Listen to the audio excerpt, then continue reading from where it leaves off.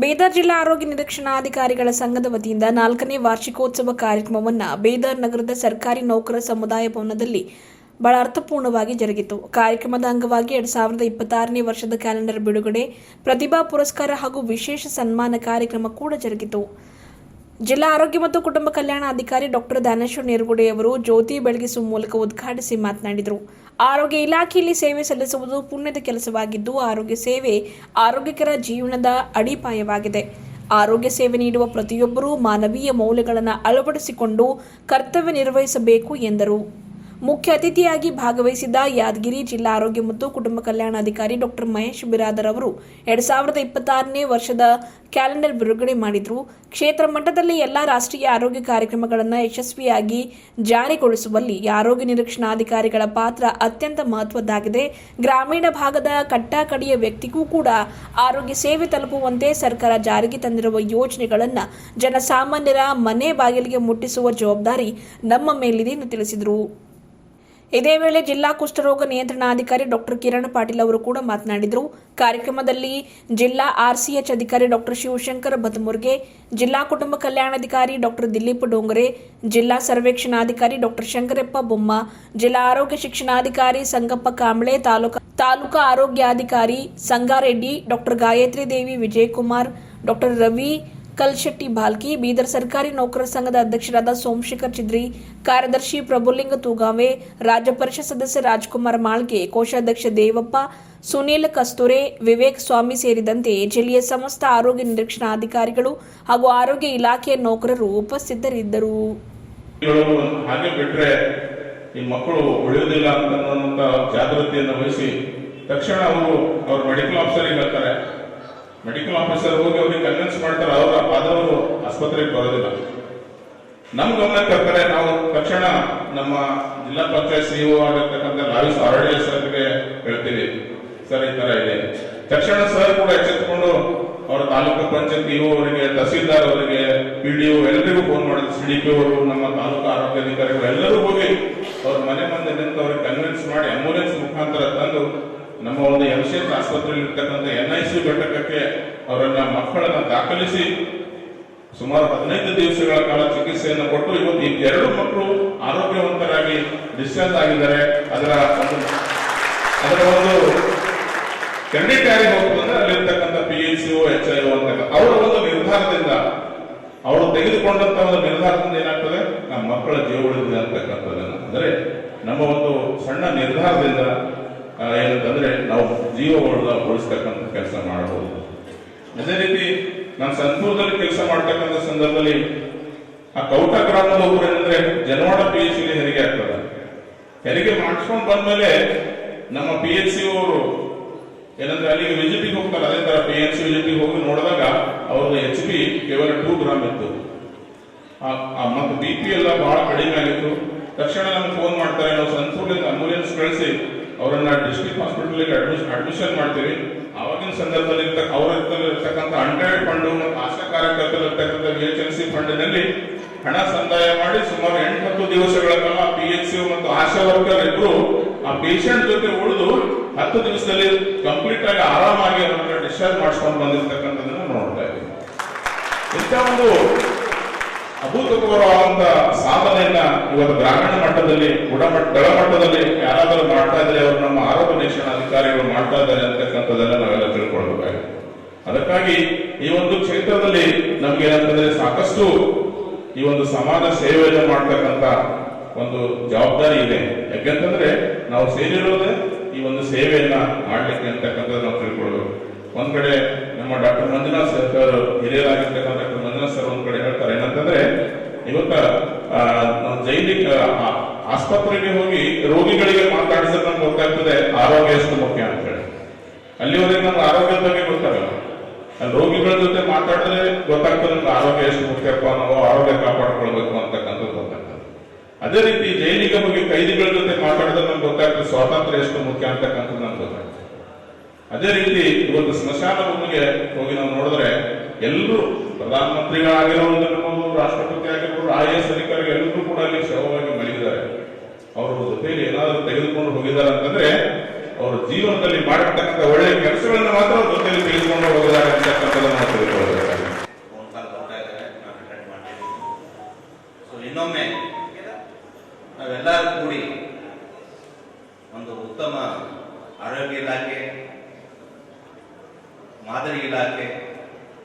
ಮಾದರಿ ಸರ್ಕಾರಿ ನೌಕರ ಸಂಘ ಅಂತ ಮಾಡಬೇಕಂತ ನನ್ನ ಒಂದು ಆಸೆ ಇದೆ. ಸೊ ಎಲ್ಲ ಪದಾಧಿಕಾರಿಗಳು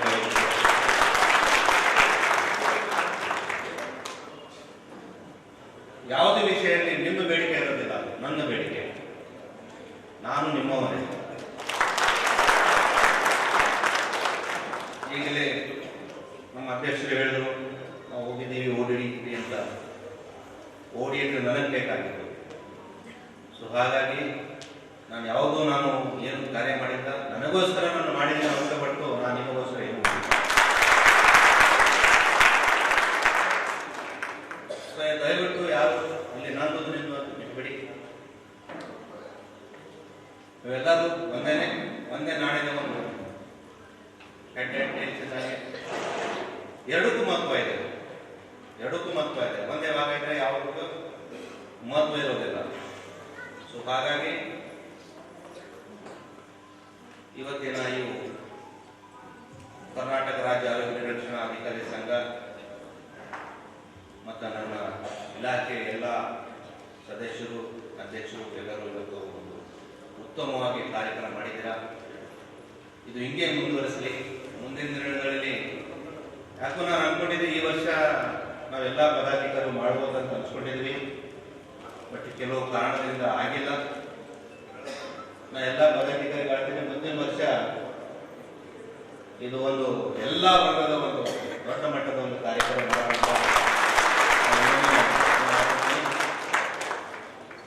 ಸೊ ಇಷ್ಟು ಹೇಳ್ತಾ, ಯಾಕಂದ್ರೆ ನನಗೆ ಜಾಸ್ತಿ ಜನ ನೋಡಿದ್ರೆ ಮಾತು ಸ್ವಲ್ಪ ಬೇರೆ ಬೇರೆ ಹೋಗ್ತಾರೆ, ಕ್ಷಮಿಸಬೇಕು. ಉತ್ತಮ ಮಾತುಗಾರ ಇಲ್ಲ. ಹಾಗಾಗಿ ನಾನೇನು ಮಾತಾಡಿದ್ದೀನಿ ಏನಂತ ಜಾಸ್ತಿ ಮನಸ್ಸಿಗೆ ಹಚ್ಕೋಬೇಡಿ. ಪ್ರೀತಿಯಿಂದ ನಾವು ನೀವು ಇರೋಣ. ಎಷ್ಟು ದಿವಸ ಜೀವನ ಕೊಡುತ್ತೆ ಗೊತ್ತಿಲ್ಲ. ಕೋವಿಡಲ್ಲಿ ನೋಡ್ಬೇಕಾದ್ರೆ ಏನೇನೋ ಆಗೋಯ್ತು. ನಮ್ಮವರೇ ನಾವು ಮಾತಾಡ್ತಾ ಬೆಳಗ್ಗೆ ತಿಳ್ಕೊಳ್ಬೇಕಾದ್ರೆ ಏನಾಗುತ್ತೆ ಅನ್ನೋ ಭಯ ಆಯ್ತು. ಅದೇ ರೀತಿ ಸಮಾಜನ ನಮ್ಗೆ ಯಾವ ತರ ನೋಡ್ಕೋಬೇಕು ನಾವು ನೋಡ್ಕೋಬೇಕು. ಕೋವಿಡ್ ಟೈಮಲ್ಲಿ ನಮಗೆ ಹೆಲಿಕಾಪ್ಟರ್ನಿಂದ ಹೂವು ಎಲ್ಲ ಹಾಕಿದ್ರು. ಇವತ್ತ ಜನನೂ ಅವರೇ ಯಾರ, ಸೇವೆ ಮಾಡೋರು ನಾವೇ ಯಾರ, ಪರಿಸ್ಥಿತಿ ಯಾವ ತರ ಬದಲಾಗ್ತಾ ಇದೆ ಅಂತ ನಾವು ಆ ಪರಿಸ್ಥಿತಿ ಅನುಗುಣವಾಗಿ ನಾವು ಕಾರ್ಯವ್ಯವಸ್ಥೆ ಮಾಡಬೇಕಾಗುತ್ತೆ. ಲಾಸ್ಟ್ ಟೈಮ್ ಇಲ್ಲಿ ಮನೇಲಿ ಹೀಗೆ ಹೇಳಿದೆ, ಆ ಥರ ಅನುಗುಣ ಮಾಡಿದ್ರೆ ನಮ್ಮ ಆರೋಗ್ಯಕ್ಕೂ ಚೆನ್ನಾಗಿರುತ್ತೆ, ಸಮಾಜದ ಆರೋಗ್ಯ ಚೆನ್ನಾಗಿರುತ್ತೆ, ಎಲ್ಲರ ಆರೋಗ್ಯ ಚೆನ್ನಾಗಿರುತ್ತೆ. ಮಾತಿಗೆ ಮಾತು ಬೆಳೆಸಬಾರ್ದಂದ್ರೆ ನಾವು ಕಾರ್ಯ ಮಾಡಬೇಕಾಗಿದೆ.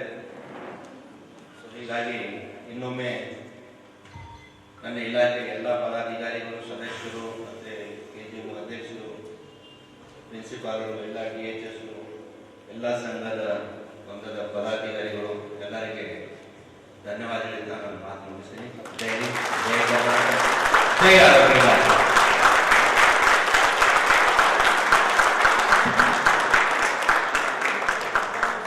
ಕಳೆದ 4 ವರ್ಷದಿಂದ ನಾನು ಇದಕ್ಕೆ ಭಾಗಿಯಾಗಿದ್ದೇನೆ. ಪ್ರತಿ ಸಲ ನನ್ನನ್ನು ಇವರು ಆಹ್ವಾನಿಸ್ತಾ ಇರ್ತಾರೆ, ಹಾಗೂ ನಾನು ಈ ಕಾರ್ಯಕ್ರಮದಲ್ಲಿ ಭಾಗಿಯಾಗಿದ್ದೇನೆ. ಪ್ರತಿ ಹೆಜ್ಜೆಯಲ್ಲೂ ನಿರಂತರವಾಗಿ ಇದು ಉನ್ನತವಾಗಿ ಬೆಳೀತಾ ಹೋಗ್ತಾ ಇದೆ. ಇದಕ್ಕೆ ನಾವು ಇವತ್ತಿನ ದಿವಸ ಆರೋಗ್ಯ ಇಲಾಖೆಯ ಪರವಾಗಿ ಹಾಗೂ ತಮ್ಮೆಲ್ಲರಿಗೂ ಕೂಡ ಜೋರಾದ ಚಪ್ಪಾಳೆಯೊಂದಿಗೆ ಒಂದು ಅಭಿನಂದನೆಗಳನ್ನು ಸಲ್ಲಿಸಲಿಕ್ಕೆ ನಾನು ಇಷ್ಟಪಡ್ತೇನೆ. ಸುನೀಲ್ ಕುಮಾರ್ ಕಸ್ತೂರೆ ಹಾಗೂ ಅವರ ಪದಾಧಿಕಾರಿಗಳ ನೇತೃತ್ವದಲ್ಲಿ ಈ ಒಂದು ಸಂಘ ಯಾವ ರೀತಿ ಬೆಳೀತಾ ಇದೆ ಅನ್ನೋದನ್ನ ನಾವು ಇವತ್ತಿನ ದಿವಸ ಸಾಕ್ಷಿಯಾಗಿ ನೋಡ್ತಾ ಇದ್ದೇವೆ. ತುಂಬಾ ಒಂದು ಖುಷಿ ಅನಿಸ್ತದೆ. ಯಾಕಂದ್ರೆ ಯಾವುದೇ ಒಂದು ಕಾರ್ಯಕ್ರಮ ಚಟುವಟಿಕೆ ನಡೀಬೇಕು ಅಂದ್ರೆ ನಮ್ಮಲ್ಲಿ ಒಂದು ಸಂಘಟನೆ ಇರುವುದು ಬಹಳ ಮುಖ್ಯವಾಗಿರ್ತದೆ. ಆ ಸಂಘಟನೆ ಬೆಳಿಬೇಕು, ಅದು ಉತ್ತಮವಾಗಿ ನಡಿಬೇಕು ಅಂತಂದ್ರೆ ನಾವು ನಮ್ಮ ಅಹಂಭಾವವನ್ನು ಬಿಟ್ಟು ಎಲ್ಲರೂ ಕೈ ಜೋಡಿಸಿದಾಗ ಆ ಒಂದು ಕಾರ್ಯಕ್ರಮಗಳು ಯಶಸ್ವಿಯಾಗಿ ನಡೆಯೋದು ಬಹಳ ಸುಲಭವಾಗುತ್ತದೆ. ಅದಕ್ಕೋಸ್ಕರ ಇವತ್ತಿನ ದಿವಸ ನಾವು ಯಾವುದೇ ಒಂದು ಕಾರ್ಯಚಟುವಟಿಕೆಗಳನ್ನ ಮಾಡ್ತೇವೆ, ಮಾಡುವ ಉದ್ದೇಶ, ಅದರ ಗುರಿ ಏನಿರುತ್ತೆ ಅನ್ನೋದನ್ನ ನಾವು ಅವಲೋಕನ ಮಾಡ್ಕೋಬೇಕಾಗ್ತದೆ.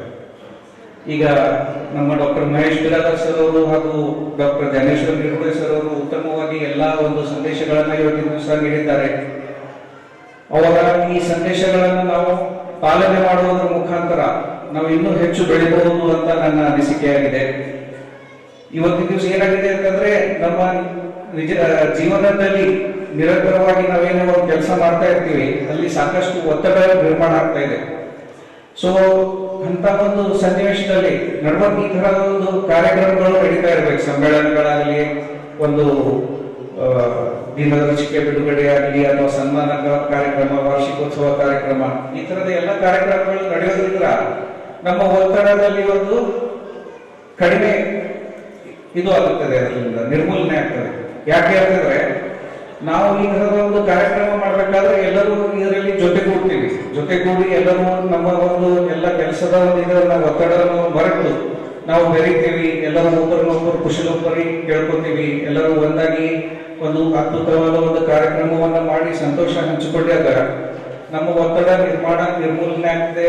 ಮತ್ತೆ ಅದರಿಂದ ನಾವು ಮತ್ತೆ ಇನ್ನಷ್ಟು ಹೆಚ್ಚು ಶಕ್ತಿ. ಕರ್ನಾಟಕ ರಾಜ್ಯ ಆರೋಗ್ಯ ನಿರೀಕ್ಷಣಾ ಅಧಿಕಾರಿಗಳ ಸಂಘ ಜಿಲ್ಲಾ ಶಾಖೆ ಬೀದರ್ ವತಿಯಿಂದ ನಮ್ಮ ಬೀದರ್ ಜಿಲ್ಲೆಯಲ್ಲಿ ಸರ್ಕಾರಿ ನೌಕರರ ಭವನ್ ಪ್ರತಾಪ್ ನಗರ್ನಲ್ಲಿ 4ನೇ ವಾರ್ಷಿಕೋತ್ಸವ ಕಾರ್ಯಕ್ರಮ ಮತ್ತು ನಮ್ಮ ಎಲ್ಲ ರಾಷ್ಟ್ರೀಯ ಕಾರ್ಯಕ್ರಮಗಳ ಒಂದು ವಿಷಯವನ್ನು ಕುರಿತು ಒಂದು ಕಾರ್ಯಾಗಾರ ಹಾಗೂ 2026ನೇ ದಿನದರ್ಶಿಕೆ ಬಿಡುಗಡೆ, ಹೀಗೆ ಹಲವಾರು ಕಾರ್ಯಕ್ರಮಗಳನ್ನು ನಾವು ಈ ದಿನದಲ್ಲಿ ಹಮ್ಮಿಕೊಂಡಿದ್ದೇವೆ. ಇದರಲ್ಲಿ ವಿಶೇಷವಾಗಿ ನಮ್ಮ ಆರೋಗ್ಯ ಇಲಾಖೆಯಲ್ಲಿ ಕ್ಷೇತ್ರ ಮಟ್ಟದಲ್ಲಿ ಕಾರ್ಯನಿರ್ವಹಿಸುತ್ತಿರುವ ನಮ್ಮ ಹಿರಿಯ ಆರೋಗ್ಯ ನಿರೀಕ್ಷಣಾಧಿಕಾರಿಗಳಿಗೆ ಮತ್ತು ಆರೋಗ್ಯ ನಿರೀಕ್ಷಣಾಧಿಕಾರಿಗಳಿಗೆ ಅತ್ಯುತ್ತಮ ಸೇವಾ ಪ್ರಶಸ್ತಿ ಕೊಡುವ ಮೂಲಕ, ಮತ್ತು ನಮ್ಮ ವೃಂದದಲ್ಲಿ ಯಾರು ನಮ್ಮ ವೃಂದದ ಮಕ್ಕಳು ಅತ್ಯುತ್ತಮ ಸಾಧನೆ ಮಾಡಿದರೆ ಅವರಿಗೆ ಪ್ರತಿಭಾ ಪುರಸ್ಕಾರ ಕಾರ್ಯಕ್ರಮಗಳು, ಹಾಗೂ ನಮ್ಮ ಬೀದರ್ ಜಿಲ್ಲೆಯಿಂದ ವರ್ಗಾವಣೆಗೊಂಡು ಹೋಗಿರ್ತಕ್ಕಂಥ ಎಲ್ಲ ನಮ್ಮ ಹಿರಿಯ ಆರೋಗ್ಯ ನಿರೀಕ್ಷಣಾಧಿಕಾರಿಗಳಿಗೆ ಮತ್ತು ಆರೋಗ್ಯ ನಿರೀಕ್ಷಣಾಧಿಕಾರಿಗಳಿಗೆ ಮತ್ತು ಬೇರೆ ಜಿಲ್ಲೆಯಿಂದ ವರ್ಗಾವಣೆಗೊಂಡು ನಮ್ಮ ಜಿಲ್ಲೆಗೆ ಬಂದಿರತಕ್ಕಂಥ ಎಲ್ಲ ಹಿರಿಯ ಆರೋಗ್ಯ ನಿರೀಕ್ಷಣಾಧಿಕಾರಿಗಳಿಗೆ ಮತ್ತು ಆರೋಗ್ಯ ನಿರೀಕ್ಷಣಾಧಿಕಾರಿಗಳ ಒಂದು ಸನ್ಮಾನ ಕಾರ್ಯಕ್ರಮವನ್ನು ಈ ಸಂದರ್ಭದಲ್ಲಿ ಹಮ್ಮಿಕೊಂಡಿದ್ದೇವೆ.